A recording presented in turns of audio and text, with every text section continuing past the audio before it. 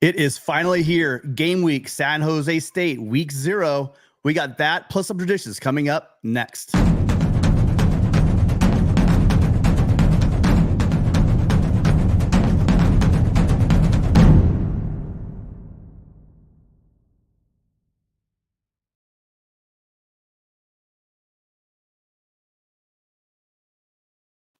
So excited, guys. It's been a long off season. Rick and I have here been, well, this is our 24th episode, but 25 weeks ago, we decided in the off season, we were going to start a show. You all know that we do our post-game show, but we wanted to make sure we had Trojan and Conquest live, a show that you guys can enjoy in those meager times while we're waiting between the end of bowl season and, again, week 0 right now. This week, we're going to talk about the game coming up on Saturday against San Jose State. The Spartans will be coming into town. We also will talk about the salute to Troy that just happened the other day, and then move into some expectations and some predictions for the season. With me, as always, is Rick. Rick, how you doing tonight? Doing great, Tim. Good to be back here for episode number 24. Hope you're doing well. Look forward to finally. What are we 6 days away? This is funny. Last week's show, I'm out in the backyard because it was a beautiful day, and today we have what? Hurricanes and earthquakes here in LA. But hey, on the bright side, maybe it's not going to be so hot at the Coliseum. Saturday, August 26th, when we kick it off against San Jose State, 5 p.m. Hope to see you there. Hopefully, it's going to be in the low 80s, and it'll be a good time for tailgating in the first game. And so we'll get into it. There's a few news and notes from the wrap-up of fall camp. It ended Thursday. And we got the news, kind of broke earlier in the week, that we had possibly an injury to one of the longtime Trojans, Solomon Tuliupupu. He was a linebacker converted to defensive line. It hasn't been confirmed by the university, but it has been reported that he did sustain some type of injury, which just seemed to be season ending. So we'll have to wait and see. That is sad because Solo has had a number of injuries. He's a great Trojan. So we all wish you our best, Solo. Get well, get healthy. Prayers to you and your family. Some additional news and notes that are coming out of camp, Tim, is that there's been a lot of competition. There's a lot of depth. I think there was a hype video that came out. It was awesome on USC football. It talks about Lincoln Riley. He's molding the culture. It's about the longer we go, the better we get. There's buy-in. It's about teamwork. It's about accountability. It's about being the best that you can be daily. So when that moment comes up, whenever it may be, then you are ready to execute and to win. And that's going to be the gap that USC must close in order to finish off these teams, because if we remember the second half of the season, third and fourth quarters, USC did give up a lot, and that was because of injuries and depth. That is totally different. Some interesting notes coming out during camp. Without hesitation, Sean Nua talked about who was standing out, Elijah Hughes. Other teammates mentioned Elijah Hughes. And why do I bring him up? Because he's a 3-star freshman defensive lineman out of the East Coast, I believe the DMV. And not many people, he didn't have much hype, but this guy's got a motor. He's got determination. He works. Other freshmen that are getting noted are Sam Green. He's just a tank. The guy's got a motor. He's got leverage. Other players that are also standing out are Jacoby Lane. Like, he's a freak. This kid's got a 60-inch box jump. He's going to be a red zone nightmare along with Deuce Robinson. Tim, I'm just going off a few. What are you hearing? Yeah, well, just going back to what you said, there's been no official announcement on injuries. So it looks like we have been hearing news that Solo did get hurt. And that is sad. But and the silver lining for that is it appears that guys are getting healthy. There might be still some nicks and bruises. Something I heard that maybe possibly due to, I'm not going into too much detail, but the linebacker depth that Tackett Curtis may actually might get a start. I don't know. We'll find out a little bit later in the week. But yeah, these are all really just rumors and speculation. There's nothing official from the athletic department, but it does seem pretty clear from a lot of different people and sources saying that Solo did get hurt. I'm looking forward. I had a great time. I'll go to a little bit later, but I went to the Salute to Troy with John Jackson, and we had a great time talking to players, talking to media. It's going to be great. The one theme that they had that I was hearing, the buzz around from there, was the fact that this offense, again, everyone's been focusing on how bad, quote unquote, bad the defense is going to be or how improved the defense is going to be, but nobody's been talking about the offense. And this offense, from a couple of sources, one of them was an analyst, and a couple of players, just talked about the fact that who's going to stop this team? It's going to be amazing to see this team on the field and how far they can go. So I'm happy to realize that for a first time in a long time that I think we're going to go into every game. Now, there's talking about possibly at Autzen, we might be an underdog, possibly going into South Bend, we might be a slight underdog, but both those underdogs are simply because we're on the road. I like for the first time in a long time, we can look at our roster, Rick, and we can say this roster could play with almost anybody in the country. Yeah, and I'm loving it because the talking season's going to be over and we're going to play games. And there's been a lot of doubt about the USC defense on a national level, and rightly so. We all saw what happened at the Cotton Bowl. But I want to go ahead and, there'll be a lot of doubt, but there's going to be an opportunity for USC to show the depth that they have at every level of the defense, defensive line, rush end, linebacker, secondary.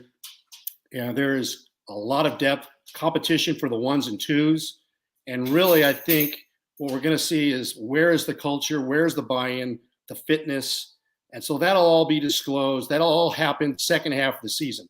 Because if USC puts up some good defensive numbers, then the narrative will be, oh, well, hey, these are easy games. You should be winning. We get it. And you know what I love about that, Tim? That means that USC is back. USC is back because the negative comments are coming out, the snickers, the negativity, and I love it. Bring it on. And a sign of that too was oh, I know where you're going. End of practice on Thursday, the last practice, who was there? Will Ferrell. Okay, Will Ferrell was at practice. Lincoln Riley introducing him. I'm thinking, wow, boy, the SEC and the NCAA, they're having a phone conversation right now. Oh my God. USC is going to have celebrities on the field again. Let's suspend them. They're going to be having too much fun out there in LA. Can't have that. That's what it is, brother. It's coming. Just like in 2002, in Pete Carroll's second year, not a lot of confidence in that team because offensively they weren't very good. And they had Carson Palmer, which was great, but there was some key freshmen that stepped up in 2002. And for you Trojans, if you can remember who they played in the Orange Bowl and what was the final score, put that in the chat.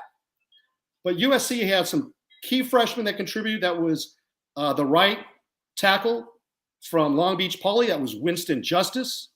They had Herschel Dennis, the fast running back from Long Beach Poly. You also had BMW from Plant High School in Florida, Big Mike Williams. He was a compliment to Kerry Colbert and Kareem Kelly. And then you had the running back, a transfer who had to sit out the year before, Huggy Bear's son, Justin Fargas. He brought the camaraderie, the hustle. They loved him in the locker room. He had swag, and he established the running game, which opened up the passing game for Carson Palmer. And lo and behold, USC throttled Iowa, and the nation was put on notice. SC's back, and you're going to have to deal with us. Yeah, and it looks like opportunity this year. And it looks like Paul nailed it. Yeah, Paul, it got off to a shaky start. So it was a 2002 season, the 2003 Orange Bowl. Banks was having a great season at quarterback. Brad Banks, I think it was, quarterback for Iowa. Brad Banks. What's that? He was a Heisman runner-up. It got scary at the beginning. I was actually on internet radio. This is before the day of streaming. I was in England. And I heard I'm just listening to the middle of the night, and that kickoff return for a touchdown. I threw my pint glass. not a great thing to do. But then I calmed down, and the game calmed down, and it was just a hell of a game. I love watching it now on YouTube because again I couldn't watch it live. It's one of the very few games ever in my life that I've not watched live for USC football. But man, what a game, Rick, and just set everybody up for that 2003 season. So let's go ahead. Speaking of setting everything up for the season, let's go ahead and do this. Why don't we reload here? And also, I thought you were going to talk about, so the fact that you have the fear. So first we had this fear factor, right? When people are starting to get worried when you see it on Twitter, like Rick said, with the celebrities, Will Ferrell coming back. I'm sure Snoop Dogg's going to be there. You're going to start seeing guys on the sideline again, and they're get worried. But got to remember, you guys, two things. One, the NCAA is absolutely toothless right now, and even if they weren't, now we're in the Big Ten. I heard they don't punch people in the Big Ten. Is that true, Rick? Yeah, and who knows? LeBron James is probably going to be on there. Snoop's going to be there, and there's going to be jealousy and hate, and all that's going to come up, and that's great, because that tells me that you have fear. And yes, you should fear USC when they have a good coach and the administration's right.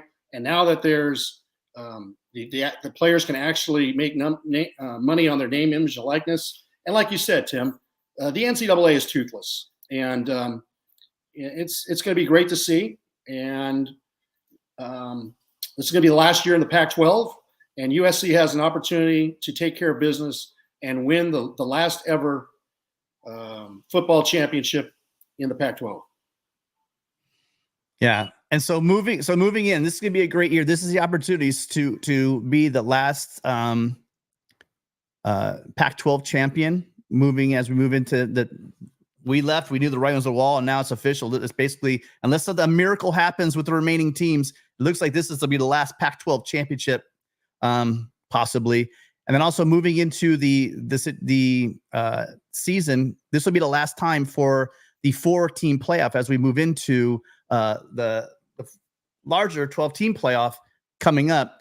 It would be also a great opportunity for USC to be that one and only team to capture that championship during this era, because they're having the BCS era, right? Before we had the poll era, then we had the BCS era, then we had the 4-team playoff era. Now we're moving into the 12-team playoff era. But before we move on, let's just stop really quickly and enjoy last year. Lincoln Riley came here, absolutely right the ship. His +7 wins was the best since John McKay from year to year. John McKay went from 1961 to 1962, and we moved from 4 wins to 11 wins, just like in 22. 60 years later, we saw last year that Lincoln Riley and crew also had a 7-win improvement.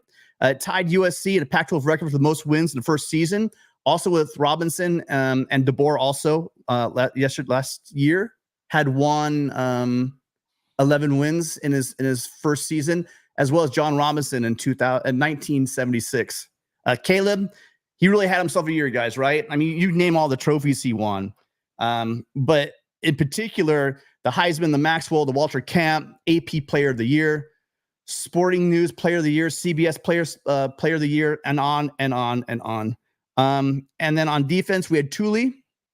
Thule is Pac-12 Defensive Player of the Year and Polynesian College Football Player of the Year, and absolutely got completely robbed in the awards ceremonies and all the awards that came out, the Bednarik and stuff like that. I mean, the man had I can't remember, it was 23 tackles for loss and 13 or so. I don't know the exact numbers. But he led the country in both categories for Power 5 BCS teams, and he was snubbed.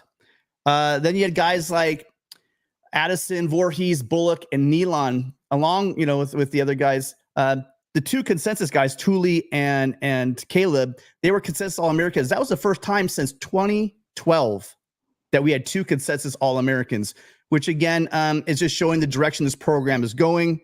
When you add to Thule and Caleb, you add Voorhees and other player and Bullock and Nealon and Addison. It's the first time that you had that many guys first-team All-Americans, 5 first-team All-Americans since 2007. And so we really talked about building these lines last year with Voorhees and Tui Pelotu. Both of them won the Morris Trophy here in the Pac-12, which is given to the best defensive and offensive linemen in the conference. And building those lines, those 2 will be missed.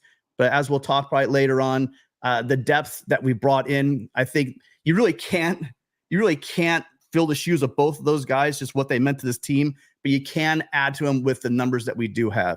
So It'll be interesting to see if how far the Trojans can go. We'll be talking a little bit later about what our predictions are for the season, as well as maybe some other superlatives for the team this year.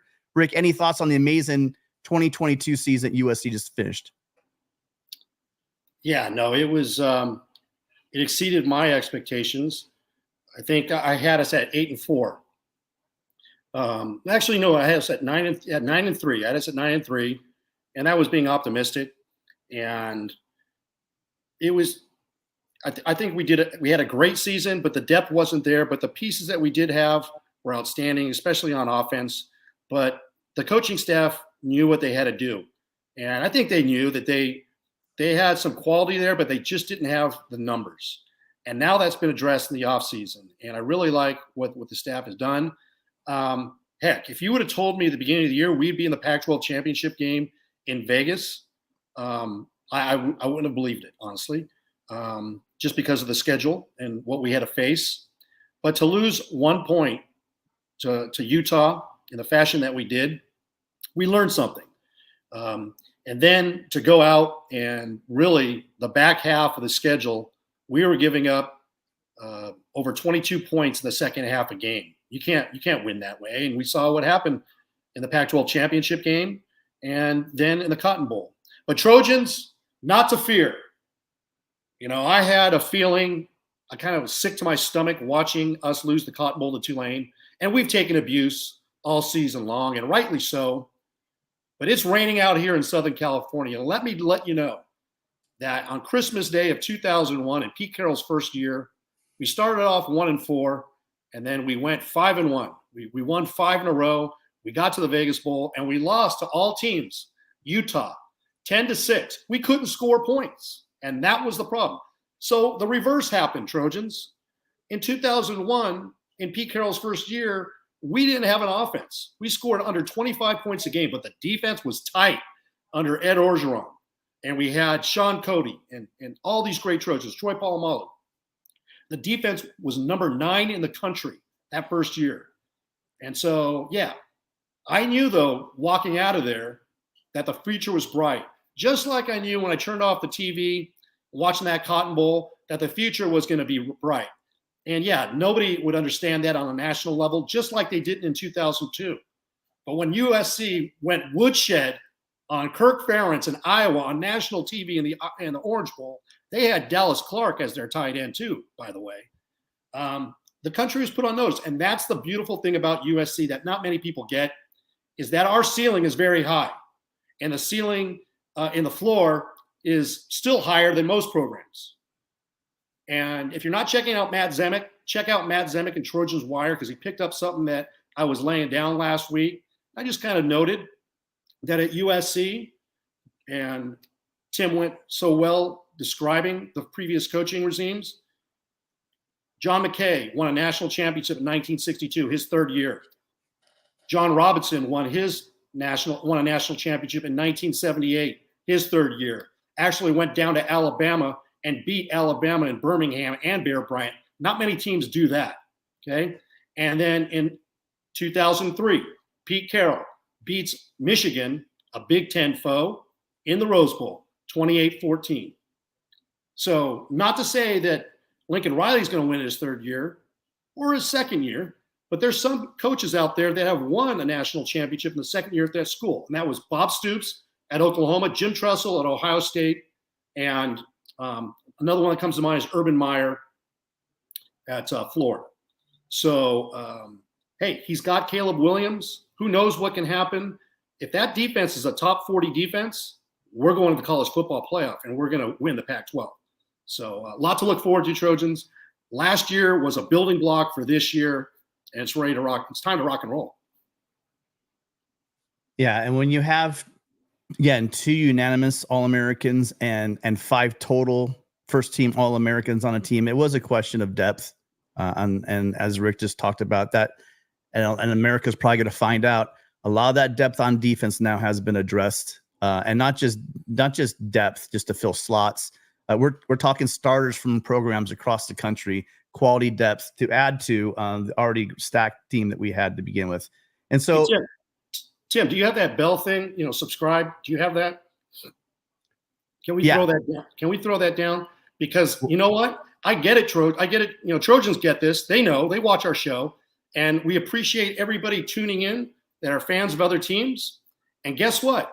You need to check out USC Postgame Live with Tim, Tony, and myself. We're going to be back as a trio again after every USC game. And guess what? You will get to learn the names of these no-name defenders of this poor defense that everybody's talking about, all the so-called experts. We will educate you and let you know about them, what number they are, where they're from, you know, kind of what their performance was. We will keep you informed so you are in the know, and you can slap back at those haters. Become a Trojan. Follow the Trojans. You know you want to. Absolutely, Troy. It's gonna be actually Tony and you and I are gonna have a great time during the post-game shows. And as I alluded to earlier in the week, was a salute to Troy. And that's a salute to Troy. Is a great time. You get to see all the families and the players get together, and it was great because they had all of the coaches' families there. It's really nice to meet a lot of people. A very friendly Trojan family kind of setting there at Allison Field, and I just really had a great time. But the highlight of the night was when they announced not 4, but 5 captains for the team this year. And let's watch the video right now really quick. First captain, Jonah Monheim.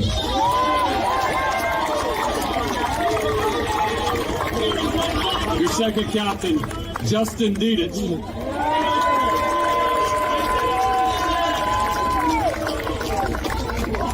Your third captain, Caleb Williams.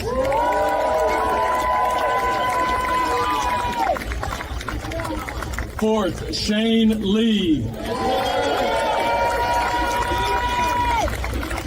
And your fifth and final captain, Mason Cobb.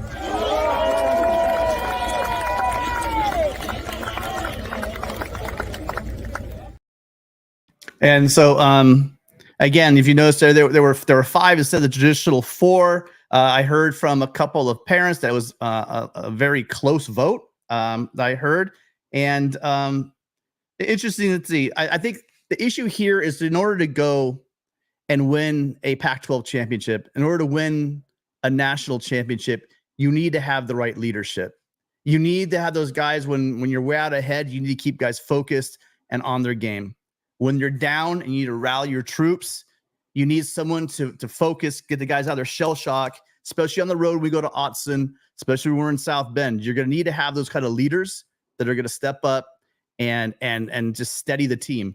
And from everything I've seen so far from the guys I just named, I do not know too much about Jonah Monheim, but clearly the team voted for him. We know Justin Dietz there is at the center, and he was absolutely going to be integral. He is pretty much the leader calling those line calls out for the offensive line. Caleb Williams, we've seen him. We've seen what he does. You know, if you're down, you need that touchdown. I really count on this guy, both on the sidelines and in the huddle, to be able to rally the guys to get him ready to go. And then Mason Cobb, I just can't say enough about this guy. Going back to even the really early interviews, when you hear him talking, just the selflessness, how he's a team guy. He wanted to come in. He wanted to prove and impress his guys, not just on the field, but also in the weight room and, in the meetings, etc. Want to set that tone. And that paid off because he was named as one of the 2 guys. He and Caleb were going to the Pac-12 media days. So obviously the coaches think a lot of him. Now, obviously the players voting him as a captain think a lot of him. Rick, what do you think about these great selections? Oh, I think everyone is validated. I did find it interesting, as you well know, as you said, Tim, that usually it's 4 captains, and there was 5. And I had a chance to talk with John Walker, J-Walk. I was talking at Frosty Rucker's youth camp down in Tustin over the summer, and he introduced me to Frosty, and I was talking with J-Walk, and I was bringing up the similarities and the differences between Pete Carroll's second year and Lincoln Riley's second year and what he was thinking. And I said the guy that really, in my mind, helped that team in 2002 was Justin Fargas, is that he had swag. And then J-Walk went in to talk about how key he was in the locker room and how he kept everybody loose and was a leader, and he was business. And that, I don't know Mason Cobb, but the way he spoke, the way he played in the spring game, just his actions, his demeanor, the fact that he went to Pac-12 Media Days with Caleb Williams, the fact that he just got voted a team captain speaks volumes. This kid reminds me of what Justin Fargas brought to that team in 2002. He would not let them lose. He was tough. He was focused.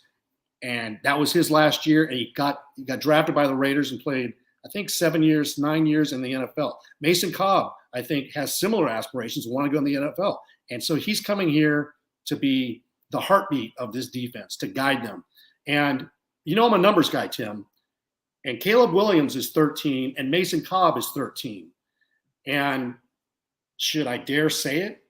But if we go 13-0, that means we just won the Pac-12 Championship. So, hey, who knows, man? Yeah, it's 13 squared. I know new math nerds out there, don't get me on that. It's just a simple notation. But yeah, it's great to see both of those guys. Someone just said that you want to see the like and subscribe button, so I actually finally found it. You guys make sure that you are subscribing and liking, because that's the best way to let us know that we're providing you guys with the information you want to see. Also on your end, it allows you guys to get notified when Rick each week now is dropping a video. The first week was about the Black Friday. Go and check that one out. Really, the behind the scenes, what happened behind the collapse of the Pac-12. And then last week, you guys, we've talked about on the show. And then Rick actually went into detail. He did. Well, actually, Rick, why don't you go ahead and explain your last video to them? Well, thanks, Tim. And I call the weekly segment Trojans Talk on Tap. I'm going to keep your glass full of the latest buzz on USC football, what's happening in college football, and I'm always going to end with a quality craft beer recommend to make you the MVP of your tailgate. I used to be in the craft beer business, and so I love craft beer. And who would have known? After the first episode, a few days later, I think 4 days later, Stone Brewing, who's a sponsor of Trojan Athletics, and USC came up with Fight On Pale Ale. And so I did a video. I dropped it on Thursday. A lot of Trojans have been asking me, where can you get it? It's in Southern California at Trojans. You'll go to your chances are you're going to get it at your favorite liquor store that sells craft beer. They'll be in the grocery stores, but they take a little bit more time to get distribution because they like to follow a schematic. Unless they have a good distributor rep, it's not going to be in for this weekend. So just call up a good bottle shop. If they don't have it, which I'd be very surprised, because Stone has quality brands. But check out the video. It's Fight On Pale Ale. It's a collaboration. And speaking of that, Tim, I brought up John Walker.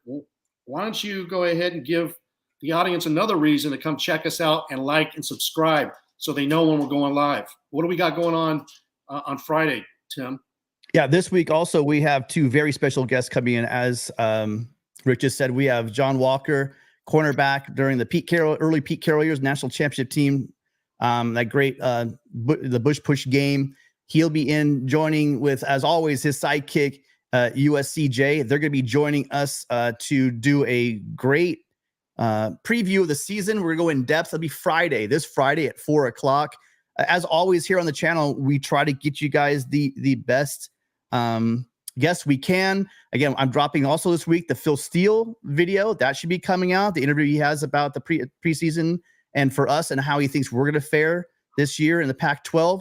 On top of that, we're going to be doing a call-in show as well. And so if you really want to be on top of everything we're doing here at USC, there's going to be a lot more. It's not just going to be Mondays with Mark and Matt. And then our Sunday show, by the way, you guys, this is the last Sunday show. Remember, this was an off-season time slot for us. Rick is going to be doing his videos each week, which means that I'm in the hunt for either a co-host or I might be doing them solo. So I might need some phone calls to call in for those. So just do yourselves a favor. If you like the content, if you're a diehard USC fan, there's going to be plenty of it going on this channel. Make sure that you are available. And the best way to do it, again, is just when you get a chance, go ahead and hit that like and subscribe button so you know when we're going live. The next thing we really wanted to talk about, now we got through all that stuff and the schedules, we wanted to talk about the game. So we got a big game coming up in week 0. I know people are looking and they're saying San Jose State, but you have to take care of business. You don't really want to overlook teams ever. I'm not going to stop. I'm going to stop the coach speak. But basically, USC's record in season openers is 97, 24, and 8 with 36 shutout victories. I think this might be a good opportunity for one of those possibly. In season openers at home, the Trojans are 69, 16, and 7. And their overall record in September historically has been very strong. USC is 195, 55, and 8 all time in the month of December. Against the Spartans, USC is 4-0 all time. The last game you guys might remember was the game in 2009.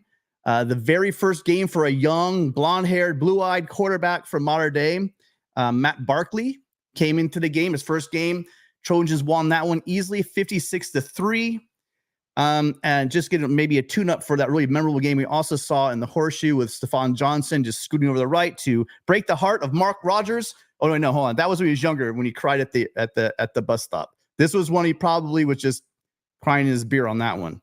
But a great and memorable game that kickstarted the 2009 season. It didn't end the way the Trojans wanted it to, but it is an opportunity if they do get the opportunity like that. I said I don't see a huge opportunity to lose this game, but it's really important for USC to set the tone for the season, show everybody, including themselves, the improvements that they've made, and then allow the defense to get some rest, get the stars out, and the offense to allow Miller Moss to come in and get some reps. But we'll talk a little bit more. Rick, why don't we start with your breakdown of the offense or defense, right?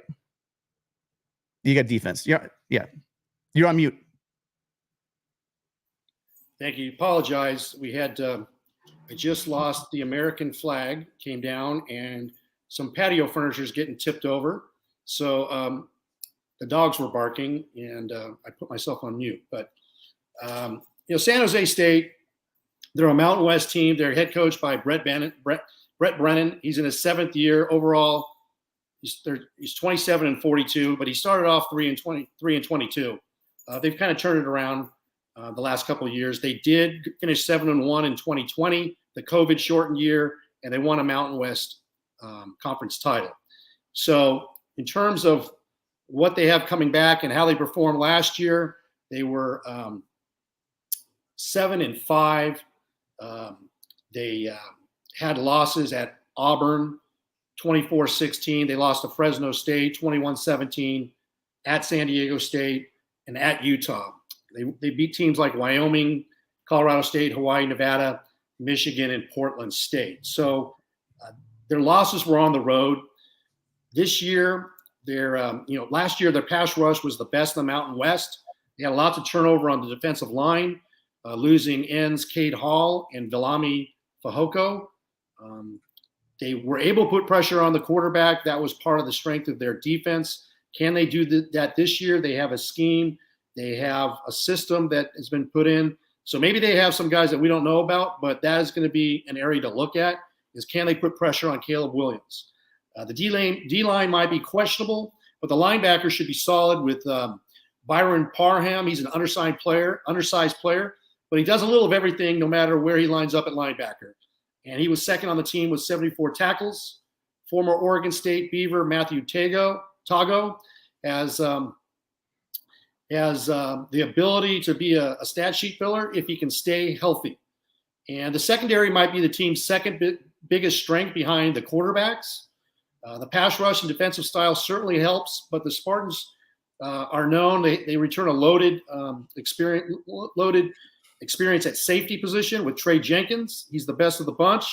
Good size at the corners. Trojans may recall that they added senior safety Chase Williams is on the team.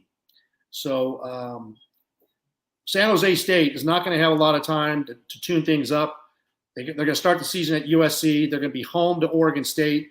And then they got to go on the road to MAC champion Toledo. So they're going to have a tough first 3 games. What do you think about them offensively, Tim?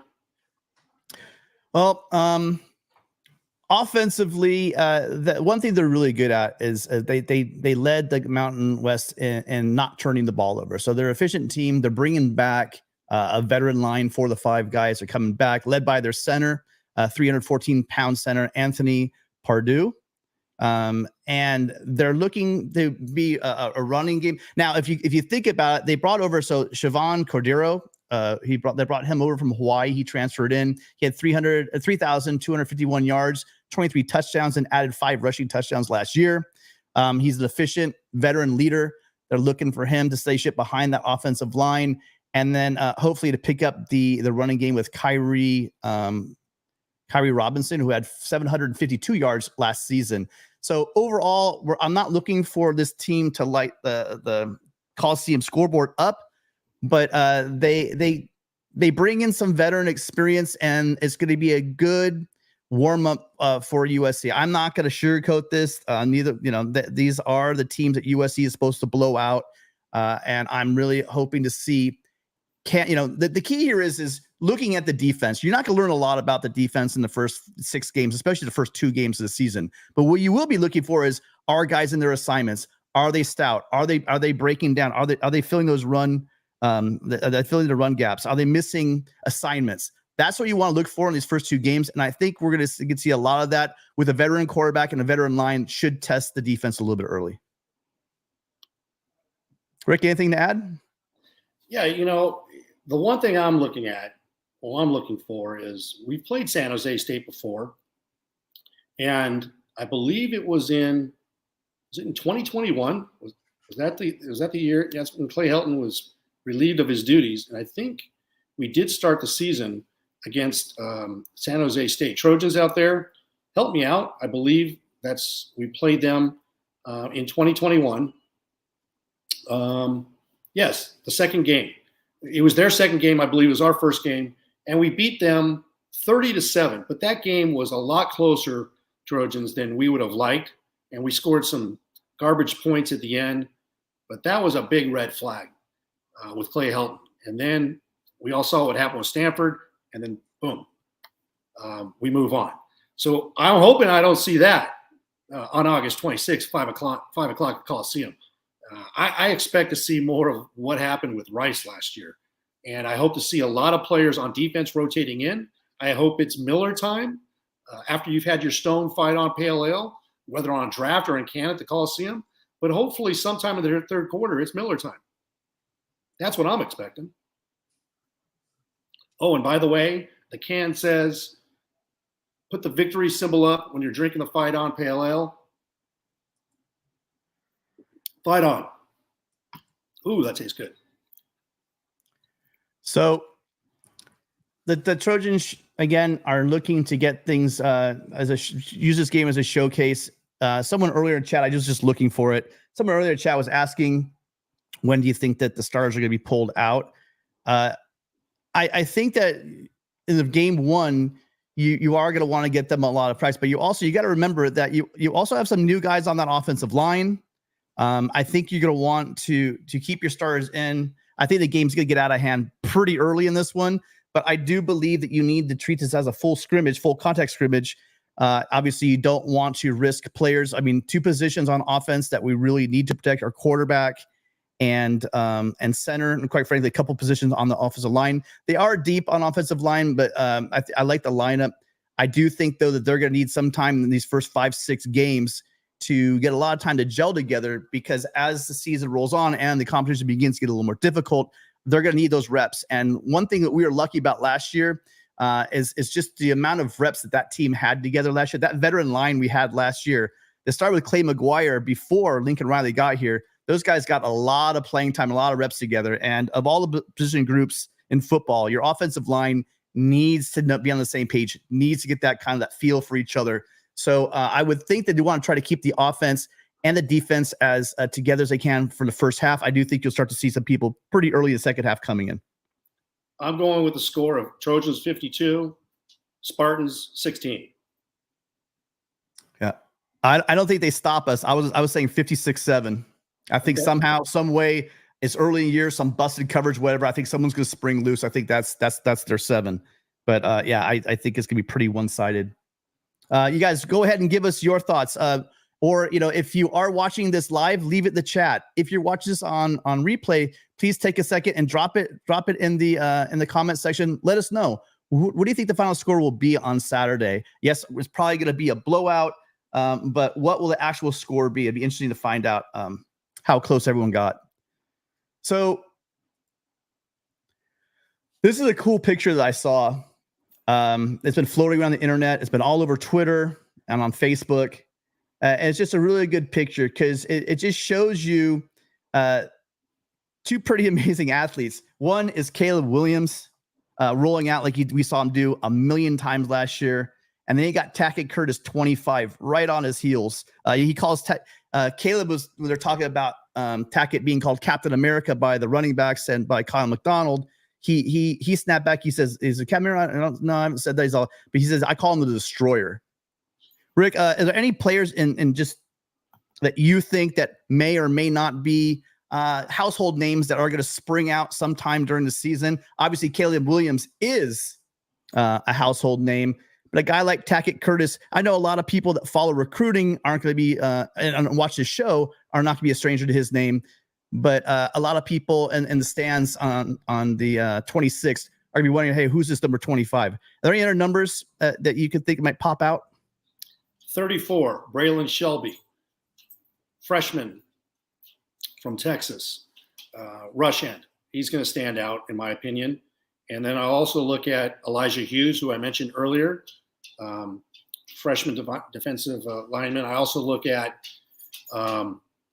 Sam Green. Sam Green is going to find a role in this team. He's got a huge motor. I believe Sam Green is – help me out, Trojans. I'm still learning some numbers here. Is he – Tim, what number is he? Is he a single digit? Who, Sam Green? Sam Green. Yeah, I think the only lineman single digit is Lucas at 6. Okay. I'm not sure. Yeah, I look at Sam Green, Elijah Hughes, and Braylon Shelby. Those are my 3. Oh, and Christian Pierce. Yeah, safety. Pierce, the safety from Rancho Cucamonga. That guy is a baller. Yeah.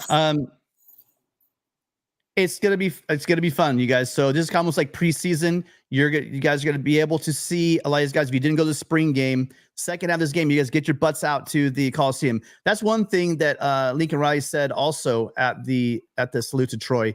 He says, and he said it last year as well. We've all been complaining about the lack of talent and lack of coaching and the lack of this or lack of that and the athletic department and fire this guy and fire that guy. And everyone's saying they're not going to the games. Well, they've gone ahead and they have changed that. And now, it's time for us to get our butts back in the seats. So if you missed out on spring ball, if you say, oh, I don't want to watch San Jose State play, you do yourself a favor, get out there because in the second half, you're going to see a lot of these young stars. They're going to be household names probably by midseason. And definitely next year, you got to know a lot of their names. So I just like that picture. And then that leads us into our next section. We're going to be doing some predictions, you guys. And the predictions we're going to do are some game predictions for the year. And so I said it last week, and I meant it. And here's what I mean when I say that USC is going undefeated. The reason why I say is when I look at those teams on there, I don't see a team that has better the combination of coaching and now depth at key positions and at quarterback. I just don't see it on the schedule that we play this year. And so, of course, there are teams that are going to play USC close, but I don't think it's going to be the teams everyone thinks. I was watching G Green's a great friend of the show. If you guys haven't checked out his channel, I have his information and the video I'm referencing right now in the description part of this video.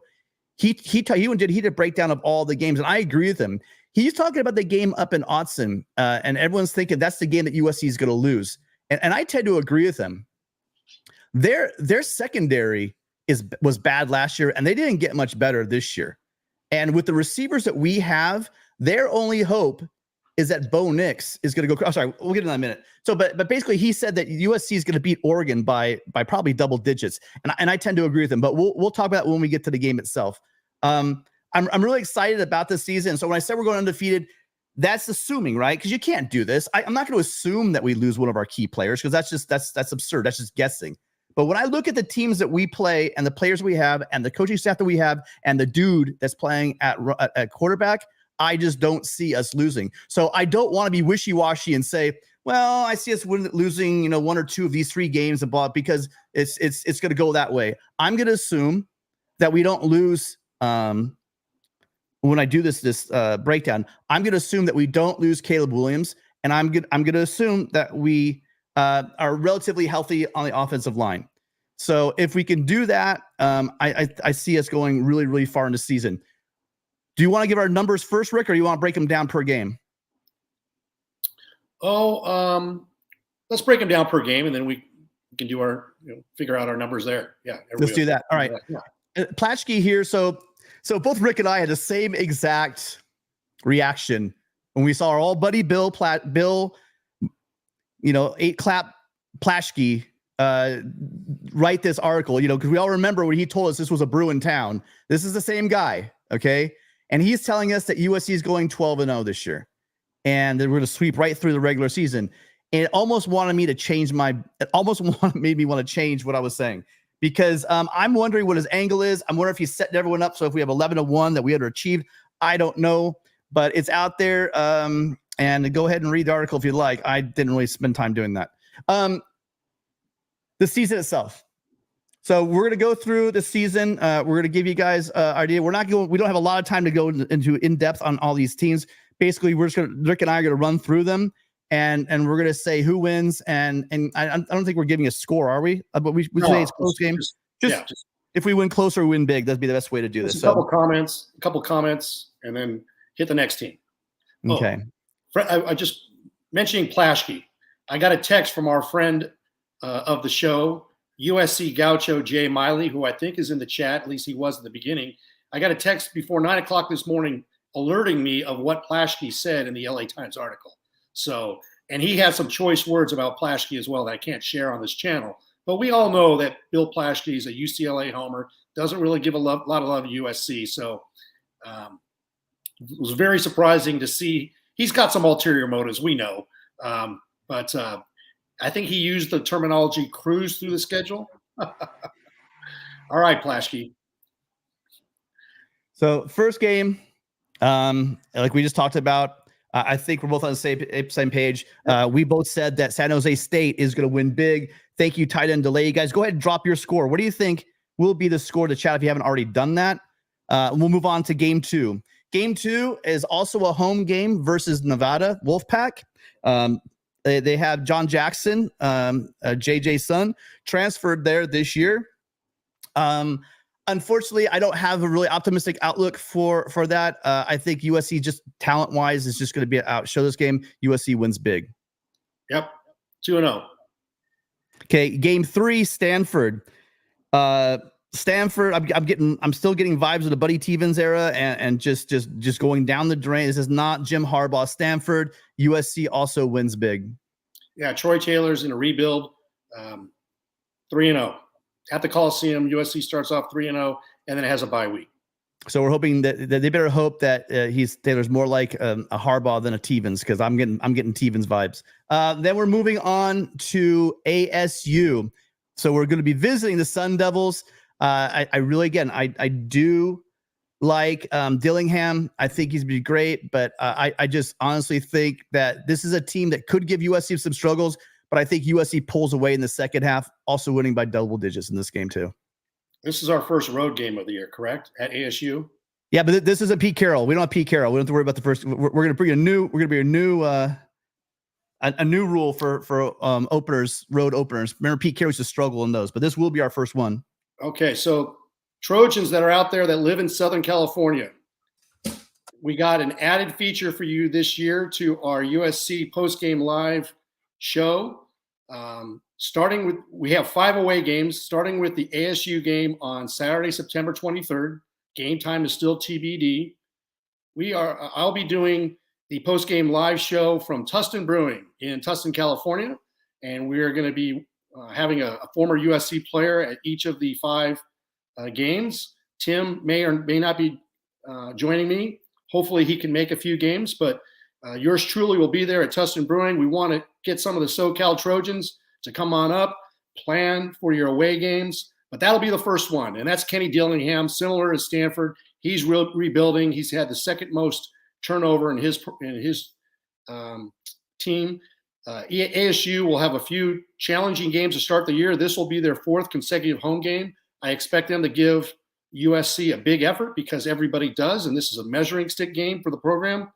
But USC will go away in the second half and win this game by 3 touchdowns. Win.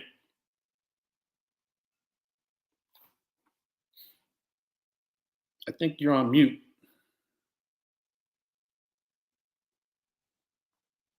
Week 5, churches go out to Boulder to meet up with Coach Prime.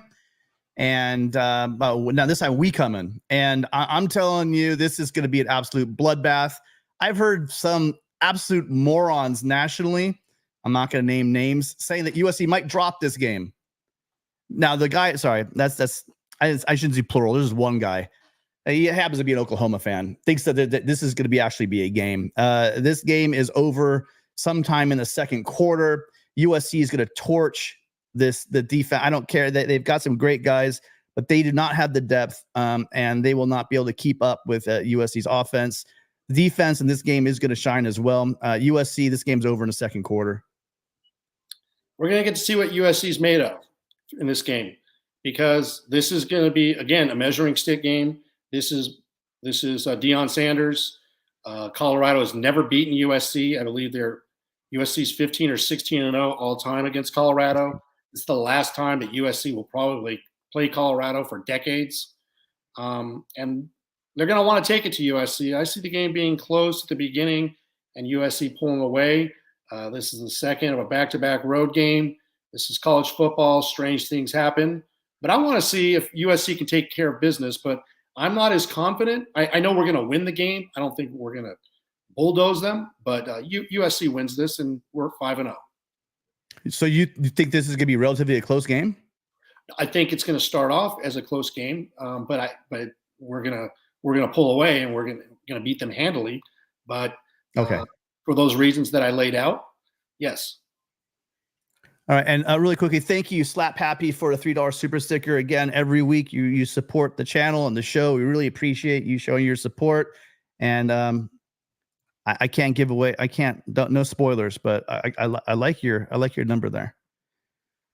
So then in week 6, gonna head out to the desert down. At home against Jed Fish, and Delora coming into town to visit Singer. It should be interesting. I have all the respect in the world for their offense, but there was a sale on their defense, and USC walked in there. Well, on offense, they wouldn't grab Dorian Singer. They have some great receivers, but I like him the best of their receivers. Brought in Singer, and then we have obviously Keon Bars, their best defensive lineman in my opinion. We walked in and we grabbed him, and then Christian Roland Wallace, our possibly starting nickel, possible starting corner. We don't know yet. Also grabbed him. I just don't think they lose that much on defense, and you don't easily replace a guy like Dorian Singer. I like USC's odds in this one. Again, I think they will put up points. I do think they will score. However, I still see USC win this game again by multiple touchdowns. Yeah, I mean, they have a depleted defense. They weren't very strong defensively. They do have some playmakers. They got Jaden Delora. They got McMillan, the kid out of Servite, the wide receiver, 5-star, and they have McMillan, right? Tatsula. They got Cowan, the wide receiver transfer from UTEP. So yeah, offensively they've got some talent, but Jaden Delora is inconsistent. I like this defense playing against Jaden Delora. This is going to be an opportunity to beat this team by I see 28 points. So it's going to be a clinic, and USC goes to 6-0. And then the season starts for USC. This is where it's going to become a grind. And as I love to say, and you guys are tired of hearing, football is a game of attrition, and injuries pile up. I think that we're going to be able to rest up again in these first 6 games, that our starters on both sides of the ball will not be seeing significant minutes and reps. And they'll be able to rotate them in and keep them relatively healthy. But this is where that all changes. A visit to South Bend, which is always a mystery. Whenever you go into South Bend, leprechauns hop out of nowhere. They go to the grass, knee high. They wear jerseys. They water down the field before games. They do whatever they can do to get in the heads of the Trojans. This game is going to be really interesting. I do like the fact that USC gets them kind of early in the year, early-ish, 6 games in. But Sam Hartman is legit. He's a top 5 quarterback, I think, in the country. He's going to go in there. My question is going to be, who the offensive coordinator is. Literally, I keep forgetting this guy's name. He was promoted from the tight ends coach, but obviously we know in the offseason they lost Tommy Reese. And the question mark here is going to be, who is he going to throw to? Hartman's awesome, but one, who's scheming the plays, and 2, who's he throwing to? Rick, your thoughts on Notre Dame. USC does win this game. Obviously, I have respect for the game. I think this one's really close going to the fourth quarter, but then I think USC takes over and wins the game by at least a touchdown. Yeah, I'm looking at Notre Dame, and they're rebuilding their defensive line. I think Foskey is gone, and that's one of the areas that's in transition. But they are going to be solid defensively because of Marcus Freeman. Yes, they got Hartman, but you brought it up, Tim. Who are they going to pass to? And you have a new offensive coordinator. I think obviously a new quarterback. We have to see what the offensive coordinator is about. And they have a strong running game, but really you can't just have a strong running game. Sam Hartman, we're going to get to see how good he is, and he's going to go against Caleb Williams. And I'll put our secondary against whoever their receivers are that, hey, they're serviceable, but you're not going to have the offensive firepower and the waves that USC is going to throw at you. I mean, we're 10 deep at wide receiver, and legitimately we've got 5 backs that can tote the rock, and we're 2 deep at the offensive line. So I'm not concerned about scoring points. Yes, funny things do happen in South Bend, and we're going to be in Game 7. Injuries do happen. I'm not going to look at this in a vacuum. But USC should win this game by a touchdown. Yeah, well, Estime is a pounding back, and it will be interesting to see, how those linebackers upgraded in tackling. He will test that front 7. Estime is a pounder, so that will be interesting. And I do like Merriweather. He's a tall receiver, but beyond that, they really don't have much. Okay, and then so the next game was this is a little stretch. It's weird. Because you have a physical team. We were talking about attrition and injuries. So you have Notre Dame, then back-to-back, then we have Utah. The difference here is Utah is coming to the Coliseum. And USC is undefeated against them at home when they don't have Helton as a coach. So in a season with a Helton season. So I'm very confident that the team is not the same when they play here, just historically play in LA. It's a great advantage playing at altitude at Rice Eccles. We talked about the depth. This team ran out of steam. In both games, USC was up by 14 points that they lost to the Utes, and just through in the conference championship game, it was due to injury. And then up at Rice Eccles, there was some crazy stuff going on. But more, I think, it was just at altitude, the lack of depth. It just looked like that team ran out. And plus, you lost in that game.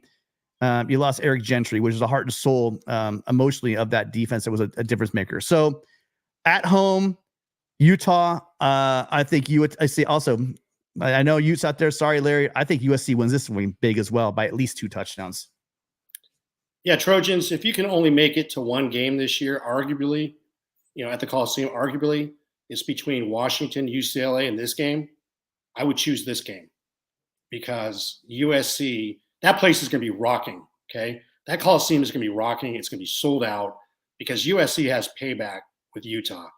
Utah, a lot of their fans on Twitter and just in general around here in SoCal rocking their Utah Utes, and there's a lot of kids going to Utah in the last 5 years from Southern California. They love it that they have 2 wins against USC and they're back-to-back champions. Well, hey, enjoy your 15 minutes of fame in the Pac-12, but you're stepping down to the Big 12, all right? So and you are going to get your comeuppance, and this team is going to feed off of the electric atmosphere of the Collie. USC is going to take it to, and you know what? I hope Cam Rising's healthy. I want him to be 100%, and this is enough time for him to get healthy. But USC is going to beat Utah by 3 touchdowns. JS, I like your optimism, but again, when USC is doing what USC is supposed to do, when USC is healthy and USC is right, and we have depth, and we're playing at home and not at altitude, and no matter now the question is though, if they start taking away 4 or 5 interceptions because of crazy roughing the passer penalties, then maybe they can stay in the game. But I think all things being equal, if this Pac-12 officiating isn't too hideous, playing at altitude, not playing at altitude, playing it at home, USC rolls in this one really quick. By the way, and fight on, Jason. Utah will be my first game at the Coliseum. USC better win. Yeah. I think you picked a good game, like Rick said. After that game, so 2. By the way, when I say this, there's still going to be both. I'm very confident about both Notre Dame and Utah. But when I say that, that's a meat grinder. And these guys are going to be there's going to be some banged up dudes after those 2 games. So this next week, rolling in after Utah, is they're going up for the weekender up at Strawberry Canyon, and they're going to play Cal. And Cal, I don't want to spend too much time on this, but the fact of the matter is they have Jaden Ott, who is a great running back, but unfortunately they don't have much around him. It just seemed like their roster was a swap meet last year. UCLA picked up, I forgot his name, their best receiver. They lost the Plummer. It's just really not – what's that? Sturdivant is their best. Yeah, Sturdivant went to UCLA. Yep. I just don't have a lot of hope for Cal. They'll be fired up. Again, I think with anyone that plays Oregon State or Cal this year, there's going to be some angry fans and a very hostile crowd and some motivated players. But I just unfortunately don't see Cal having the horses for this one. USC wins huge in this one. Yeah, I see this as a possible trap game. USC is going to win it, but it's not going to be as sexy as everybody expects because you're coming off of a physical game on the road at Notre Dame with a great quarterback, and then you're going to have an emotional game of taking out Utah in big-time fashion, and the crowd is going to be wild. And so you're going to go on the road. It's going to be a natural letdown in the first half. Again, these are college kids, 18 to 22 years old. We're probably going to sustain some injuries in those back-to-back games. I hate to say it, but this is football. Like you said, Tim, it's a game of attrition. So, again, this is not in a vacuum. I just think it's going to be closer than people think. It's up at Strawberry Canyon, and it could be the last time we play Cal in some time up there. I'm sure we'll still play them in the out of conference, but they'll be coming down to LA if they want to play USC in the future. So, a close win. Okay, so if I'm doing my math right here, we got both of us have USC going in to after week 9, going into week 10, both at 9-0. Is that correct, Rick? Yes. Okay. Yes. And before we move on to the home stretch, these last 3 games here, we'd like to ask you guys out there. So if you think USC loses a game this year, really quickly, because you're running out of time, throw in the chat, who do you think USC loses to this year? If you think USC is losing a game, we want to know which game it is before we announce what we have for these last 3 games. Also, if you guys are enjoying the show, we thank you very much. We know you guys have many choices on a Sunday evening and night, actually, some of you guys on the East Coast, to spend with family, friends, and other places. We're so grateful you being here. But if you guys could just take 1 minute to just hit that like and subscribe button. We're really trying to do our best to grow the channel in order to provide you guys with the best content we can. And if you're enjoying this, any content here or any entertainment you've had was worth it to you, just the best way you can thank us, and we really do appreciate it, is to hit that like button and subscribe. So then, week 10, USC after Cal, second road game in a row, heading up to Autzen. No, we get Washington at the Collie. Oh, I'm sorry. Yeah, November 4th, Washington at the Coliseum. My bad. I'm sorry. I have them reverse here. Okay, so then week 10 at home against Washington. Yes. Rick, why don't you go ahead and tell me what you think about Washington? Wow, man, this is going to be a great game. Like I said, if you can go to one game, it's either going to be Utah or Washington. I would go to Utah, but this game is going to have electric firepower with Michael Penix Jr. He's a Heisman candidate. Second year in Kalen DeBoer's system. He's got those great wide receivers in McMillan and Azunde. Did I get it right? Adunze, yeah. Adunze. And they've got a great defensive line that's going to put pressure on Caleb. So it's going to be a back and forth game. Again, This is going to be epic. It's really going to let the national media, the voters, this is a game, right? So USC has the opportunity to make a statement as we're rolling into the back end of the schedule. And if USC is 9-0, we should be in the top 4 at that point, hopefully. And stranger things have happened, but this is going to be a great game. I see USC winning a close game, probably anywhere from 4 to 7 points. Tim? Yeah, this one, I'm glad this is not up in Seattle. Yes. I'm really glad that is not the situation here. And don't sleep on Polk. I mean, they're 3 deep on just discussing the great wide receivers. Where I have a little bit, so there's 2 really big pieces of information that really put my mind in a right place when I'm predicting this game. The first one is they lose a lot in their interior line, and they didn't bring in the quality guys that I think that we did to change up ours. Again, having the ability to have a multi-year starter in DJ slide over for Nealon at center is a huge bonus, and then bringing in seasoned guys that were starting in Pregnon and Kingston, bringing them over to fill in those slots. I feel very comfortable. I don't think that they're going to have the same situation. And if we and one thing about Kalen DeBoer was with well, I'll leave it this way. So I think that the passing attack that they're going to have is predicated on protecting. And if you have Penix protected, then he's comfortable. Same thing when I'm going to talk about the Ducks in a minute. You saw 2 quarterbacks that had difficulty in their pass that got it all together, and it all came together for them and last year in the season. They both had wonderful. When Nix was healthy, he had a great season. But just like Oregon, the interior O-line of Washington is going to be mixed up a little bit. And I'm wondering if certain teams, especially with USC's pass rush, can get to him, can rattle him, and then get Nix and get Penix a little bit of happy feet and get them out of the groove they've been in last year. I think USC does win this one, but this is going to be the closest game of the year. I think USC wins this, squeaks us out by less than a touchdown at home. And then that leaves us moving up to Autzen. I just kind of teased what I was just about to say, but 2 things. One, they lose Dillingham. I'm wondering, with the loss of Dillingham, how important that was to Nix's development, how that scheme, did it slow it down for him? Did it make it easier for him? Because Bo Nix, there were jokes around about his ability to make choices, but it just seemed like he got out to Oregon, got a fresh start. He had a good offensive line in front of him, and he was able, with Dillingham, to really reinvent himself. I'm really doubting the ability for that to happen. I don't think lightning strikes twice. Maybe it's just a natural progression. Next, it had nothing to do with Dillingham. It was just Nix growing as a quarterback. That possibly be true.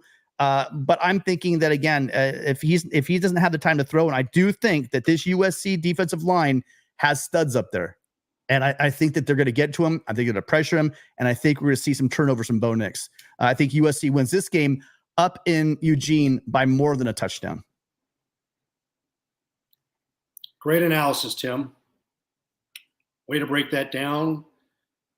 I have a different opinion. This is where we differ. My dog agrees with that too. He doesn't like ducks.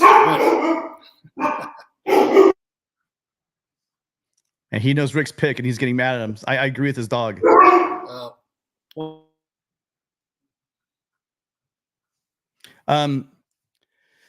More on the Oregon game. Again, if this game was at home, I would say it's an absolute lock for a win. Obviously, going up to Autzen, they have very rabid fans, and playing at Autzen is never a thing. It's a small stadium, but it's also one of the louder stadiums in the country. So when you have a situation like that, the good news is Caleb Williams has played on the road, has played in hostile environments before, has played in huge games, right? I mean, even at Oklahoma, he played the Red River Rivalry. So he's no stranger to adversity. He's no stranger to loud and high impact games. I think those factors also will be helpful. What's up, Rick? Hey, my apologies. So getting back to it, I look at this game, and you got to look at the week before. Cal plays at Autzen Stadium, and USC is going to have just a huge game against Washington. It's going to be a close game. I think we agree on that.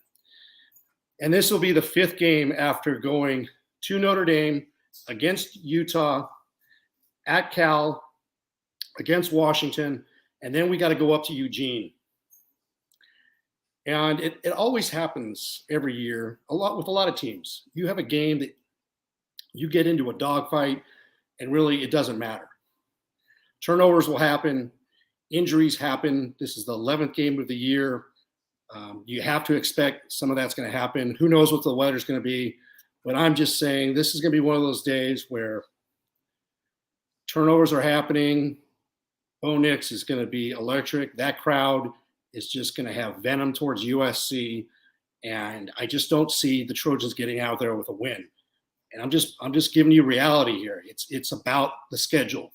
And I just don't think that we're going to have things go right for us. And I see Oregon, because look at this. Oregon would have played Washington at Seattle, and they play Utah at Utah. I think they're going to lose both of those games. So this is a must win. They have to beat USC to stay in it, because they still got to go and play Oregon State at the end of the year. So I have the Trojans losing a close game. All right, so there goes the streak. So now I've got USC. By the way, Mikey, if you would like to call in, Mikey is one of the few rational fans I've run into as far as Oregon fans. He never agrees with me, and he always has great points. So, Mikey, if you would love, I would love you to come in, maybe correct the error of my ways about the narrative on the offensive line. It is one I'm hearing. I don't know your line as well as I'm going off of what guys are saying. So, please feel free. You can use your phone. You can join there, or I'll drop the link in a minute. But love to hear from Oregon fans if you guys want to come in and let us know what you think's going to happen in that game. And then that leads us up to the last game of the season against the mighty, gutty little Bruins of Westwood. Chris, I know you're out there. And Rick, what do you think about the Bruins' chances against the Trojans? So you have, at this point, you have USC at 10-1 at home, playing their rivals. It was a rough game last year, but they don't have DTR this year, and they don't have they don't have a lot of guys. So they lost offensive line, running back. So what do you think about this year? Yeah, they don't have Charbonnet, but they picked up a quality back from Ball State in Carson Steele. They've got Kyle Ford. They picked up at wide receiver. They have the Cal transfer that we talked about early, Sturdivant. And you know that Chip Kelly is going to have a sound team by the end of the year. I just don't think that UCLA is going to have enough to hang with USC. It is a rivalry game. I love it at the Coliseum. Hopefully it's at night. That place will be electric. And, I see USC winning by 13 to 17 points in this game. Yeah, I'm glad Kyle Ford changed his name, because I don't think I could have seen 81 lining up in the powder blue. That would have been just too painful for me to handle. It was just really weird. So we did talk about that. Gary Bryant's up at Oregon, right? So there are guys that will be facing that will have possibly a chip on their shoulder and something to prove in the games. And I can see Kyle Ford coming out strong. As much as we talk about Steele, I keep hearing from a couple, especially Chris, about TJ Harden, the sophomore running back. He's been touting him a lot. For whatever reason, you have Chip Kelly, and he just dials it up. As much as whatever you think of Chip Kelly, the guy can coach and he can scheme, and he did a great job scoring on USC last year. But I think this is a different defense. I think they're going to get their points. You're not going to be able to stop them completely. But I just think this year they lost just too much, especially on offense, that I give USC. Now, I will say this. I really want to make sure they have 4 or 5 eyes on Latu. I don't want that guy breaking loose and like it was that Bars that hit Barkley. I can't remember, on the blind side at the calls at the Rose Bowl that year. I think the one thing in this game is I know the Bruins will play strong. It will be physical. It'll be 3 out of 4 very physical games in a row. But I think in the end, USC wins this one, again, going away in the fourth quarter. And I really do think that there will be the memory of what UCLA did to us a couple of years ago. And I don't know if it gets out of control. It might be another fight at midfield again, because I just think that USC is going to lay it on pretty heavy if they can. Well, so yes, that means I think that, like my best friend Bill Plaschke, I have the Trojans going 12-0. Now, obviously, when I say that, clearly I'm saying I believe they will. I'm not guaranteeing it. Don't be stupid. And like if they lose to Washington or they lose to Oregon, but I just told you, what is. I will own it. I just don't see those teams where they're played. And I look at the quarterback again. One thing you have to remember when I say these, I believe in Caleb Williams. This guy is an absolute stud. I literally believe if there's close games, he's going to find a way for this Trojan team to win. All bets go out the window clearly, obviously, if Caleb Williams isn't playing these games. But USC will go undefeated this year. Please, I can't wait. Destroy me my DMs. Say how stupid I am. But anyone out there that could name for me the team that USC is going to lose to, again, second time I'm asking, go ahead and drop it and make a point of it. Don't come at me like later on. Go ahead and do this right now. Put it in the chat right now and tell me who they're losing to. And if you're watching this afterwards and you're destroying me in the comments, be a man. Drop in the comments. Let me know who's going to beat USC. Now, it's easy for you to do because I'm not going to be checking your comments, but I am sure there's some bookmarks going out right now and some memories. So I look forward to it. This is fun. I believe the Trojans have a really special year this year. I think Lincoln Riley, like I showed you, just turn this program around. Being around the team, the players, the coaches, seeing how all well they get together. There's a culture thing in football. To win a championship, to go undefeated, I'm banking on two things. One, they play as a team. They fight together. And the second reason, I saw those captains. I believe in those captains. All those guys. By the way, I just thought this. I didn't even bring up Shane Lee. Shane Lee, when he first came in the door, there were a lot of guys that were kind of being processed out because they just weren't getting it. They weren't getting the vibe. Shane Lee came in and brought just a workman's attitude to this program, really set the stage for setting this culture. And he's absolutely deserving to be there as one of the captains of this team. I think there's such great leadership, insane coaching. And again, I'll bring it back to, and then there's Lincoln Riley. He's going to schema. People say, oh, he this, that. The one thing they will tell you is that he can coach offense. And with the offensive firepower receiver, Caleb Williams, this line that they really built up, and the running backs. I mean, we haven't talked the running backs, but the running backs are going to be amazing this year. Marshawn Lloyd, and I think Marion Peterson. Of course, Austin, I'm leaving him out. You could talk for 20 minutes about each one of these position groups. And I'm telling you guys, offense, don't worry about it. We're going to average close to 45 points a game this season. Rick, if I said at 45, do you take the over or the under? I'm taking the over. And here's why. I mentioned Kyle Ford. And Trojan fans were probably bummed out that Kyle Ford went to UCLA and Gary Bryant Jr. went to Oregon. And CJ Williams, a modern day 4 or 5-star who was here for 1 year, went to Wisconsin. 3 key guys that are going to be starters on their teams. And that shows you how much depth is in the wide receiver room. Okay. Shows you how much room is in the running, how much depth we have in the running back room, that Rayleigh Brown is actually moving over to wide receiver. So they could not crack, and they saw it. And Kyle Ford's in his last year. Hey, congratulations to him. He wants to make it to the NFL, but he would be buried on the depth chart. You got incoming freshmen, Zach Branch, Jacoby Lane, Deuce Robinson, and you have Mekhi Lemon. Mekhi Lemon gets left out, all right? And you got Dorian Singer coming from Arizona. I mean, there's literally 10, 11 guys in this wide receiver room. So what that means is depth. And so you're going to see different looks. If you're a defensive coordinator, it's going to be a nightmare matchup for you, because guys you see in the first and second quarter may be different than the third and fourth quarter, depending on situational game management, red zone. When you got 50 yards to go downfield, you're going to get all the weapons. Oh, and you got Caleb Williams conducting the fine orchestra, the Heisman Trophy winner. So we don't talk about the offense a lot. We talk more about the defense because we don't need to talk about the offense, but we're just letting you know why these guys transferred. And there you go. That's where you have it. And look, remember, if you guys want to come back later on and make fun of me and yell at me, make sure you're subscribing. So in about 10 weeks, if I got this horribly wrong, which I don't believe I did, but the best way to come back and shut me up is to come back here, subscribe, maybe not hit the don't like. I don't mind what you do. But definitely come on back and let me know what I missed. And by the way, right now I opened up the phone lines for you guys to call in. If you guys want to join us, please feel free. Tell us, where do we get it right? Where do we get wrong? The link is in the chat. Hey, Tim, who do you have USC playing in the Pac-12 Championship game? Yeah, that's the hard one. So for the longest time, I was thinking that it was going to be, I wanted to be the Beaver believer and think it was going to happen. But again, I just keep looking at the defense with Spates out and losing. I forgot the corner, but they had really two great cornerbacks that went to the NFL. If I were to guess, I'm going to go with Washington, a rematch with Washington. I got Oregon State. They're going to be 10-0 when they play Washington, and Washington has to play in Corvallis, and then they finish up in Autzen against the Ducks. So I have them finishing. They'll win one of those last two games. I have them going 11-1. I like that.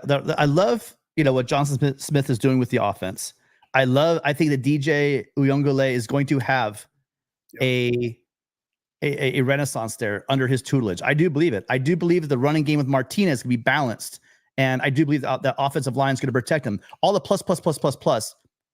I don't believe in their defense, though. Last year, they really gave us fits on defense, and a lot of those guys that gave us fits on defense are gone now. I think they're going to have a great season. I think they got a really good chance at winning 9-10 games. I just don't think that they're going to be able to. The North is tough because they got to run some. Do they play Utah? Yes, Utah goes to Corvallis. In Corvallis. Okay. Yeah. There's intangibles. Okay. And do they play Washington in Corvallis too? Yes. So the Beavers. That isn't up. But I still don't believe in their defense. You almost swayed me there, but I'm still gonna have to say that I don't think they're gonna have enough on defense. You know the Beaver mascot? He's got those big teeth. Yeah, Benny. Nasty teeth or big teeth. Oh boy, those teeth are gonna be flashing this year because they're so ticked off. They built a new stadium. They don't have a conference. They're ticked off at everybody. I mean, they are already the little guy on the block, but now they're going to let everybody have it. Oh, come on, Utah. Come to town. You Johnny come lately. You bail on us. You leave us hanging here. Oh, Washington, you're going to the Big Ten, huh? They are going to have an extra big log for a can of whoop ass for everybody in the Pac-12 this year. They're going to start off 10-0, and then they'll stumble against one of those teams, but they're going to finish 11-1. They're going to play USC. And it's going to be a great Pac-12 championship game. We'll preview that at the time. Yeah. And so I'm surprised we do not have any callers. So we'll hit a couple of questions I starred. Rick, did you have anything else that maybe we might have? Oh, so let's do this then. So you would take it. So on average, so for the scoring, you say if I set offense, I say that the over under is 45. Do you say you take the over, correct? Yeah. Yes, sir. Chat. Okay. And then if I set the points per game at 22, at 24, do you take the over or the under? Well, last year we were just a smidgen over 29 points a game. And really I think we gave up more than an average of 24 in the last half of the last 8 games. So I'm going to say 29-22. I'm going to take the over. I think we're going to be slightly over it. I think we're going to be in the 23-24 range. No. I'm sorry. I said it 24. I misspoke. I said 22. Oh, so that's right there. That's why I said 24. I think that's a really good number. At 24, do you think we're over or under? Slightly under. Slightly under. I agree. I'd also take the under on that. And if I asked you, I'm saying like 23.5. That's where I think we're going to be. Right now. It's going to be close. I think that 24 number is spot on. That's why I asked that number. The other question I had for you, USC was statistically all over the board when it came to defense. I mean, and on the low end of the rung. If I set for you yards per play, and I set the over under at 35. No, sorry, at 4. Sorry, I said at 40. Take the over or the under. 40 yards per play. 40th in the country. Sorry, that wasn't clear. So if I set it as USC being the 40th in the country, right? There's a big gap there. That's what I'm saying. It's really tight towards the top. But last year I think we were. Chris might correct me. I think we were like 91 in the country. Yards per play, we were higher than that defensively. We were in the hundreds. Like 110. So where do you think? So if I said it at 45, what would you say? We were at like I think we gave up 6.5 yards per play last year. So if we're at 45, I'm going to look at slightly over. Okay. And that's because we've got some challenging games. We got some quarterbacks that can really swing it. And I know we're going to have a big improvement, but that number, yep, I think it's going to take slightly over. What do you put it at? Are you over or under? I think what gives me pause is the offenses that we're facing. You know what I mean? That's the one caveat to this. But I think we're under, because I think that we'll be in the top half of the country defensively, and that would put us squarely around that number. So I'll be a renegade, and I'll go ahead and I'll take the under on that. We got a caller, Connor Johnson. Connor, thanks for calling in. How you doing? Hey, what's up, fellas? Doing great. How are you? Oh, I'm all right. I'm bullish in the chat. It's just fun to say 15-0, and but I really am treating this like it's the last year, which maybe is a good lesson for everybody. We're not promised tomorrow. Who knows with the aliens? It could be everybody's last college football year. Slap happy. You got to pick one. You can't. That's too wishy-washy. You can't go 11-1 or 12-0. You got to pick one or the other, man. Connor, and that's why I have you guys in the Pac-12 Championship, because your Beavers are just going to be – they're a tough team to begin with. And now what's happened in the last 2 weeks, there is going to be just an excitement. They're going to be driven, a new stadium. It's always been Corvallis against the world, and now – you're going to have the national media backing you guys up 100%. They're going to be like USC, like ESPN College Game Day. Like, they're your buddies now. They never even talk about the Beavers, but now they have to, and now they want to, right? I hope so, yeah. That's how they are. That's how the national media is. I mean, look at Bill Plaschke out here in L.A. He hates USC.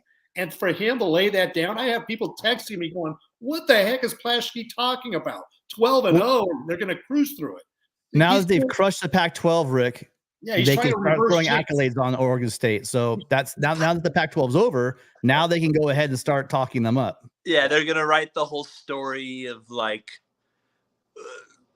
David versus Goliath, and it's their last year, and poor them, when really it's their fault. Which the irony in that, exactly.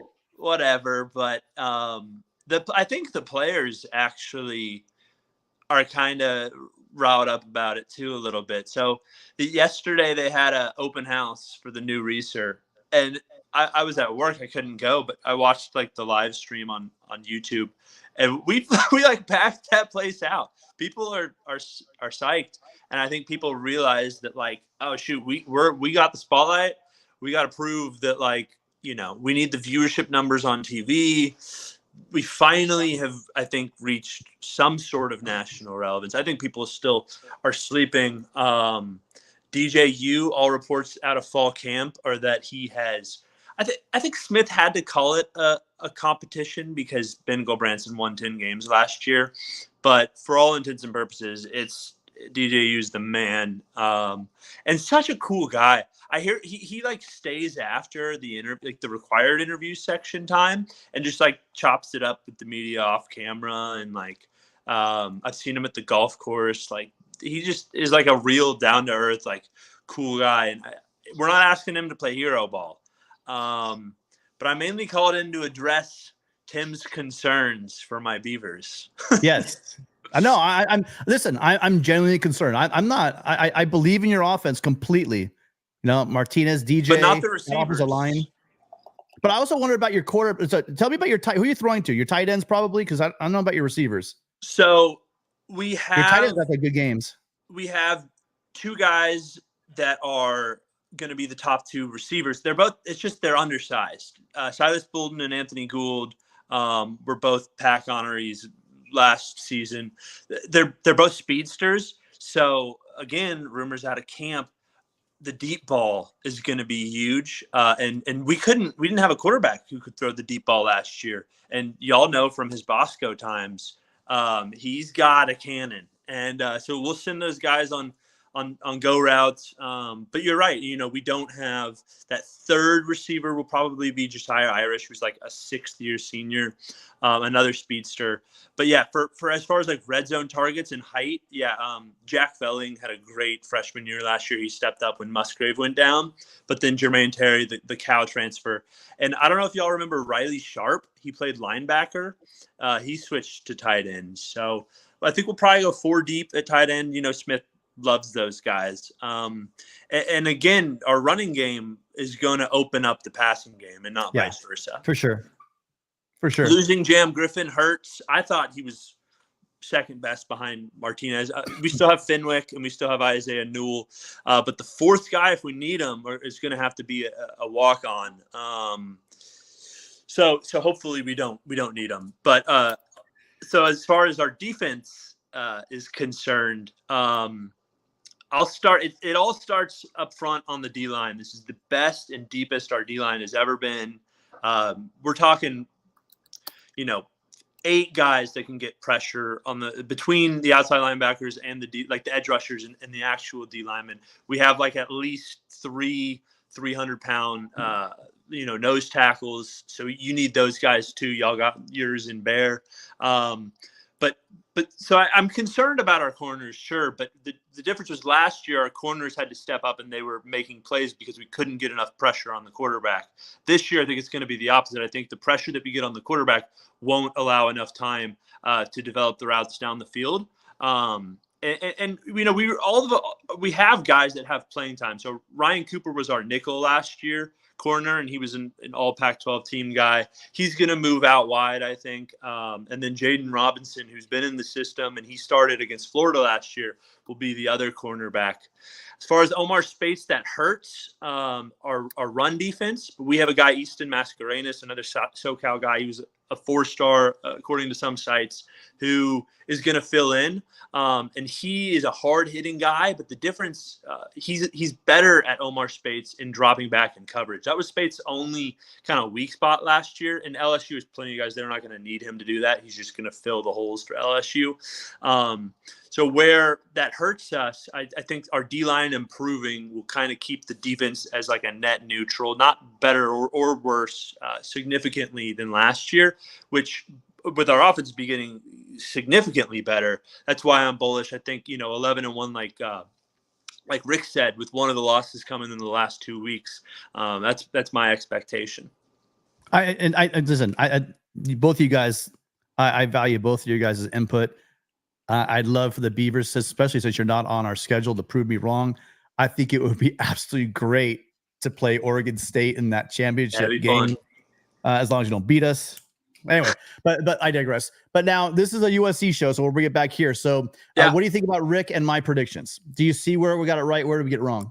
No, by the way, I'm assuming that all the Oregon and all of the Washington fans out there think that we're right, Rick, because no one else is calling into we got one call, but they're not a Washington fan. I think there's 2 narratives. There's one narrative that I think ESPN and Fox want to push, that y'all are playoff contenders, and I lean towards that narrative. And then there's another narrative that doesn't think the defense is ready, which I think, again, I lean towards the first narrative. If you look at the offense is the offense. Y'all are going to be better on offense because you have even more receivers. Like y'all have like 8 or 9 guys that would be the third receiver on Oregon State's, starting lineup right now. It's going to be, I think the offensive line is probably up there 1A, 1B with our offensive line. So the offense, is going to do what Lincoln does. It's just the defense. And I personally think that they've added enough pieces where they can take the next step.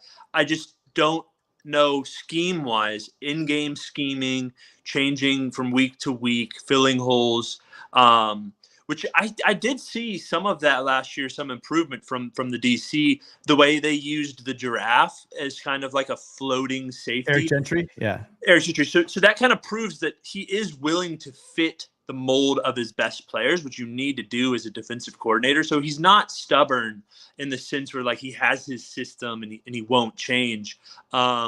I think, I think it's going to be us and y'all in the championship game as well, just for that reason, because I think the defense improves enough.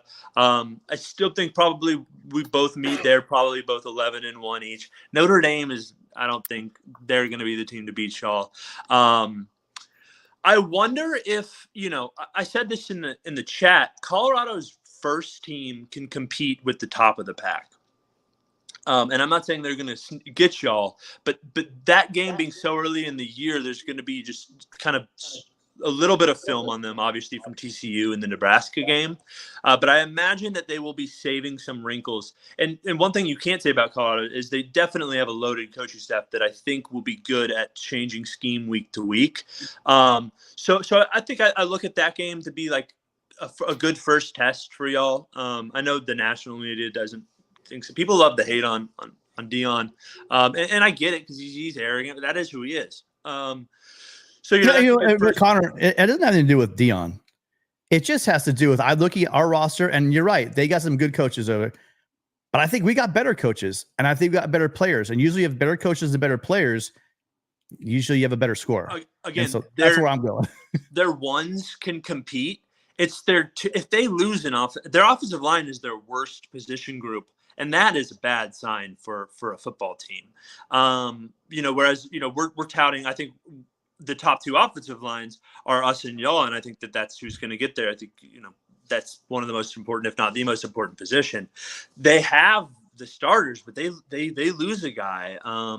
They don't, and this is coming straight out of like the Colorado reporters' mouths that like, sure, our first team is good, but the depth, and on the defensive line, the same way. They have the starters, they don't have the depth. They have good depth at DB, but like, are they going to start Cormani McLean, who is essentially, he's a kid still? I think he's going to get exposed a little bit. I know he was highly touted, but from what I've read from his recruiting days was that he kind of is like unmotivated, or he can get down on himself. So I look to like expose a guy like that. So that game shouldn't be an issue. Obviously you got the Ducks in Washington on the schedule. Washington, we might be overhyping them, just in the simple fact that everybody is calling them a top 10 team, because last year I think they snuck up on some people, because the year before that they were trash. And I like DeBoer and I like what they're doing. They certainly have the receivers and the quarterback, and they have some great pieces on the defensive line. I think that they're closer to Oregon State than they are to USC. I think it's kind of like USC has a slight advantage over the next four. I think Utah, Oregon State, Washington, or over who am I leaving out there? Well, you got Utah, Washington, Oregon, USC, I think, and then if you want to throw in the Beavers and UCLA, I think that's your team. I see it the other way. I see USC 1 and then the next 4 in a group together, and then UCLA as by themselves, and then kind of the middle. I see a 4 and a 2. I see a top 4, and then me, and then I see Beavers and UCLA right there grouped together. Yeah, that's me. That's what kind of the national narrative is. I think there's no doubt that like we are by far the second best conference this year, and probably the most exciting with the off the field narrative stuff. Last year. Well, here's the thing. Everybody's getting better. The whole thing about competitive, we're competitive and good. We saw Pac-12 was competitive and mid, right? And we're all beating each other. To me, there's a narrative at some conference saying that's really good to have. And I'll tell you, that's not. Hey, listen, Connor, I'm sorry. Now all of a sudden people are calling in, so I got to let you go. But yeah, I just wanted to address. We'll see you this year. Cool. Yeah. Go Beavs. Hey, we'll see you fellas. Rick, Tim, thank you. Yeah. Thank you, Connor. All right. Now, next up, I have a gentleman that's going to have a lot to say about my comments about the Ducks. Mikey has been a really great friend of the show, calling in on the Pac-12 show and on our After Dark show, etc. All right, let me have it, Mikey. Where did I get this all wrong? Oh no, Tim, I like to razz you guys just as much as you guys like to throw shade at the Ducks. So that's all that is, man. Line. Yeah. So for the O-line, well, first off, I'll just say I do have a video out there. Shameless plug here. So there's an offensive roster breakdown. If you just search my name, Mikey G, It's one of the top hits if you just do 2023 Ducks. And I go into a little bit of the O-line. It's not my specialty, but here's what I'll tell you what I do know. So we've got one returning starter, and that's what people really latch onto, and that's Marcus Harper. He played, he started 10 games, played all 13 games. He's I think he's going to be slated in as the right guard. And you got Jackson Powers Johnson. Those are our two veteran guys. JPJ will be our center. Across the front five there, you've got Johnny Cornelius, who's a top-rated FCS. He was the highest-rated FCS tackle to come in from Rhode Island. I think 247 or On Three, somebody had them as not just the top lineman, but the top guy in the transfer portal period. So we've shored up, or at least provided some depth with the departure of Alex Forsyth and Ryan Walk and all these other studs that are going to the NFL now. So you got guys like Stephen Jones. So Stephen Jones was hurt in week 4 last year, came back against Utah and had a foot injury. He's supposed to be 100% now. He's a seasoned veteran. I think he's a 6th-year senior, so he's looking to finish strong with the Ducks. Other guys, we've got and Johnny Cornelius coming in from Texas, another absolute stud at the guard position. So what I think is lost in translation here is they just see the departures, right? And that's a fair assessment. Anytime you've got veterans walking off to greener pastures, that you're only left to conclude, there's a gap there, and that is an absolutely fair thing to say. However, I would be cautious to say that it's going to take them very long to catch up to the caliber of play that's required or expected at Oregon. I mean, everything that's coming out of these fall camp reports and everything else, these guys are crushing it, and more importantly, they're gelling, right? Like, that versatility is hugely important. It's now a part of the game. These guys, if Johnny is like the center number 4, he can speak to all the intricacies and the play calling that's required of that position. He can do it. And so that's just the reality. These guys are absolute studs. They're athletes. And I was like you, Tim. I went into this offseason thinking, man, it's going to be it was surprising to me that Bo came back in light of the departures of that O-line, because in all fairness, it was probably one of the best. Yeah, it was one of the best O-lines we probably ever had. That being said, everything I'm suggests that we're in pretty good shape. All right. Well, now, okay. So just overall, the short version, because I can see Rick, I'm keeping him too late. We're going to show. I just realized how long this show's been going on. Really quickly. I'm good, man. Is it better or worse? Just tell me. You said it's their best line last year, and then my follow-up question is going to be: how do you see that affecting Knicks, coupled with the loss of Dillingham? Are you have any concerns there? Sure. Well, you want the short version. I mean, it's pretty clear. It's worse, but that's the word that you forced me to choose. We're talking by degrees of. It's still one of the best O-lines in the conference, bar none. We're talking guys that are 5 stars that have just been, rotating in. They're not starters, but they got reps last year, so. Well, we know Josh Connerly. We know that. Yeah, guy. I didn't even mention Josh, right? So yeah, it's not really as much of a concern that I think that the national narrative has become. So yeah, I think that Bo Nix can be Bo Nix. It really is the biggest question mark to me. And Tim, you said it earlier. Will Stein, what does his flavor of football look like? And all signals are that he's very much of the ilk of Kenny Dillingham. He's not, and he even said as much. He said, "I'm not going to change much. You guys were doing really well last year, and you put your best players in position to make plays, and that's not going to change." Which, of course, is coach speak. You expect that sort of thing, but at the same time, I don't expect that he's going to come in and force his brand of football on these guys. I was going to say, Rick, do you have any questions for you? All right. So now here's your chance to tear me apart. So what did you think of my rundown? How do you see the Trojans doing this year? No, I wouldn't disagree with much. I mean, obviously, as a fan, you're always optimistic, and I kind of sometimes I rib you because I think that you're loyal to a fault sometimes because you really latch on to these things like, absolutely. Bear Alexander is a huge get for your all's D line. But the problem with that is that I haven't seen the D line shored up in the when it is bad as it was. You would expect more depth to be put in place to expect a marginal or significant improvement, and that's kind of my take on.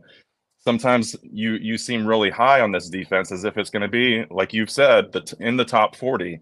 I think that's a pretty tall order given, and I was saying this much last year when you guys were talking, a 10, 11, 12 win season. I thought that the gap there, because what was it in 21? You guys maybe had 4 wins. I don't remember exactly, but yeah. Well, the thing is there was a 4-win team, but that was like a rudderless ship. The talent on that team was not a 4-win talent team. That team probably should have won 6 or 7 games if they had. Well, and that's sorry, go ahead. You can't lose your head coach under circumstances. There was you promote the cornerback coach over 2 guys. One guy was a coach before over the coordinators. I think that place. I don't know. I have no inside information. I think it caused a pretty bad situation there within the locker room. And quite frankly, as where we want to think of Helton, he was clearly over his skis, but he had head coaching experience. And I just think that season, the players that came in to Riley's first year, there were some studs there. Unfortunately, some of them were hurt, and it was just razor thin though. And so now you have 2 years of adding to that roster. The reason why I'm so high on this defense is if you look at this defense, it's completely different than last year's starters. And it's not like offense. We're talking about gelling on offensive line. You bring in talented guys, and all these guys are talented. And what we saw last year from the team was razor thin. And then therefore, if you don't get the guys who's playing too many reps, you're playing all those guys, so you don't have depth, and then more injuries stick up, and then guys never get healthy all year. They never get right. And then that's why you saw the defense at USC, which wasn't great. It was good, but not great at the beginning of the season. It fell off a cliff. And so when you say they were at 100 and now I think they're going to go to 45, is because I don't think that team, the defense starting lineup, even the starting lineup we had last year, if they had some depth to give them some reps and they stayed healthy, they wouldn't have been they wouldn't have been that bad. They would have been maybe like a 70 or 80 kind of defense. And I think that with the pieces they've added makes them a top 50 defense. That's my rationale behind it. We're all going to find out really soon. This kind of stuff's kind of new. But that's what makes this part of the year so fun, like everybody's got a clean slate and everybody expects the biggest and best things are going to happen. And so, I don't know, man. I'll just part with this one thought. I know that you said that one of the areas of suspicion for the Oregon team is going to be our secondary. I think that we're actually, I think with the secondary gaining that, I guess that tenure, Triquez Bridges, Brian Addison, Steve Stevens, guys like Dante Manning, who was another 5-star cornerback that kind of struggled early last year, but really flourished at the latter half of the season. Like, our secondary is improved. And you combine that with the depth that's been added to our D line. Oregon fans have been clamoring for pass rush, right? Like, this was clearly our biggest concern coming off of the year. So I think it's not a matter of how much improved it will be, or sorry, if it has improved, but by how much. And you guys are in the same boat. I know that you guys are going to improve on defense. You can't with all the talent that you've brought in. I haven't seen the depth, I guess, that would be required to, achieve that top tier / conference leading defense. Well, that's why, Mikey G, and I appreciate you because you are a G and you bring it honestly about your Ducks. I'm going to have to check out the video about the offensive line because I need to get educated. But I have you beaten USC. But you can learn about all the defensive, additions to the USC roster by tuning in. I think Lucky 66 Dude asked, are you going to be, Tim, Tony, and Rick, going to be doing the post-game show? Again, yes, we are. And we'll let you know from week to week who these guys are because they'll be stepping up. But really, Game 7, when all the all the cards are on the table. When we go to South Bend, that's when everybody's going to be looking at it.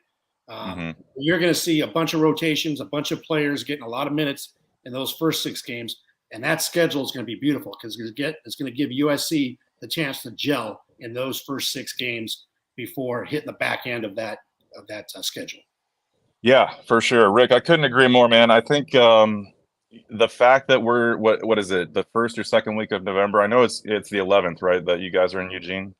It's I game think 11. that 11. yeah. So the fact that it's essentially I hesitate, but I think it's a pseudo conference championship at that point. I mean, you're essentially playing into the conference championship. I think is fair to say. I agree that Oregon State is very much a contender coming in with DJ and their defense looking if they perform as well as they did, and their schedule's very, very favorable. But I just feel like that's going to be I'll be there. I'll just say that much. And it's going to be rocking and autzen. And I know that you guys, Rick, I appreciate your candor, and I know that you said that you think that the Ducks might get that one. I have them beating USC in a close game, and USC is going to be 11-1. That's the game that I'm not saying out of 3 games we're going to lose 1. No, I believe we are going to lose at Autzen. Okay, yeah, and I that's why I say I'm reluctant to just be as confident in your assessment. I appreciate that. I really value Lincoln Riley and what he's done with Caleb Williams, and clearly has finally precision. Like he's such a master craftsman when it comes to putting points on the board. He has dialed in Caleb Williams at an elite level, and so you cannot ignore that. You can't ignore that USC will be better. The storylines are very similar with USC and Oregon, and so for me, that game has me nervous, but it's the other trap games that I'm really more concerned about. Yep. Because we might end up at that game with 1 loss on our schedule already, and now we're staring down the barrel of playing a USC.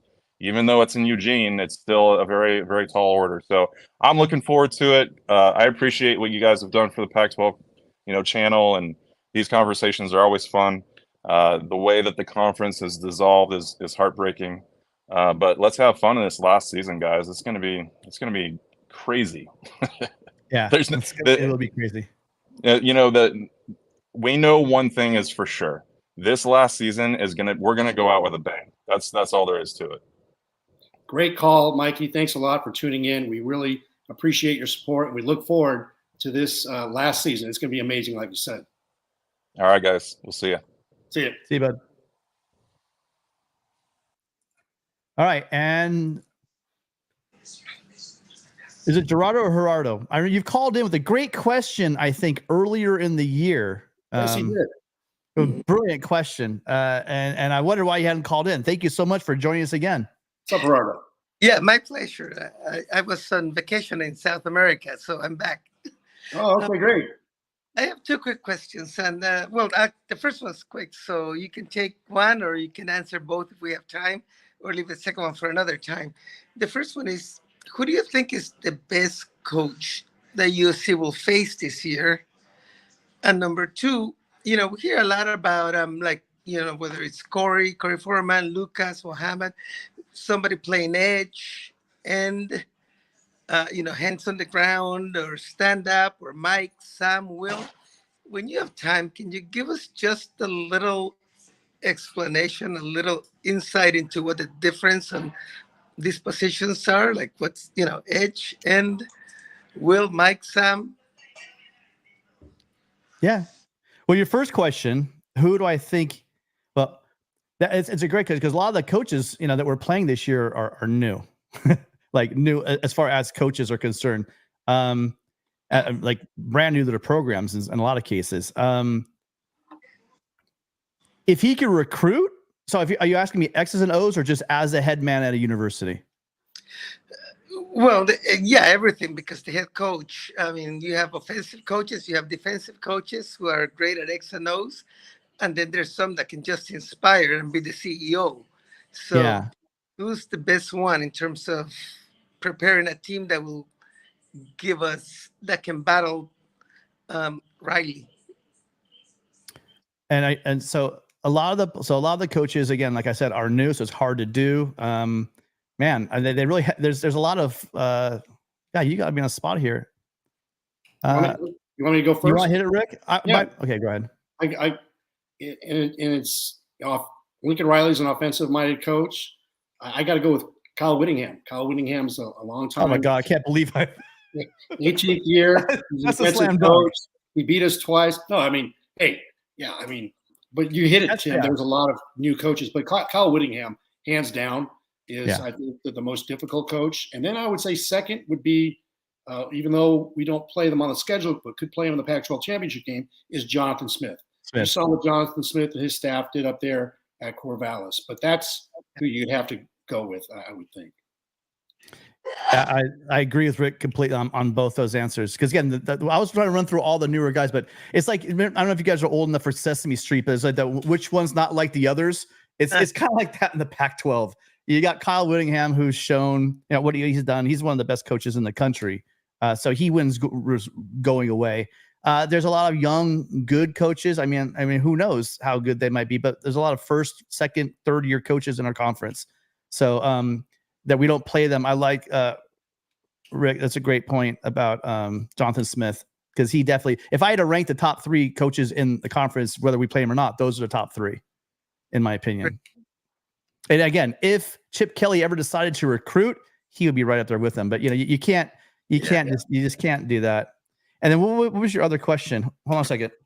Yeah, so the second question was, in terms, if you can just give us just a brief little explanation on the difference between some of these defensive line positions and linebackers. You have an edge, you have an end, you have guys with hands on the ground or stand up, and you have Mike, Sam, Will, linebackers. What's the difference, and who in our team fits those positions best?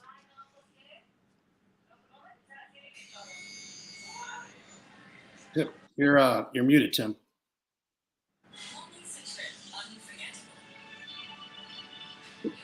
You're muted. You didn't hear. Yeah. Can't hear you. You're muted, Tim.